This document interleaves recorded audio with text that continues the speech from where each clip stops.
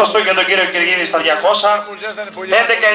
11.973 με 194 χιλιόμετρα για τον κύριο Κυργίδη, ενώ ο κύριος Δωμός έχει κάνει 13.576 με 174 χιλιόμετρα, νέα ατομικό ρεκόρ.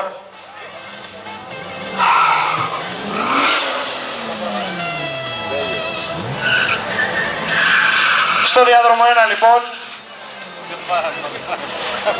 με το νούμερο 27, ο κύριος Αντωνολουκάς Νικηφόρος, με ένα Volkswagen 2 Turbo και δίπλα το ακριβώς, ο κύριος Καραπέτρος, πρόδρομος με το νούμερο 47. Τι μυρίζει?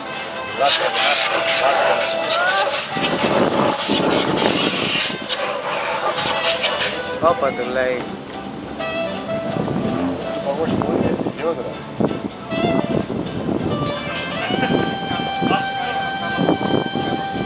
Ετοιμάζονται για να κλειδώσουν.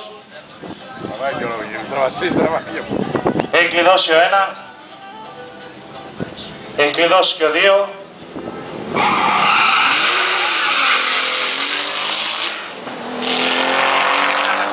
Ένα 8 με 2-4 στα 18. 7-3 για τον κύριο Αντωνολουκά στα 200 με 9-9 για τον κύριο Καραπέτρο.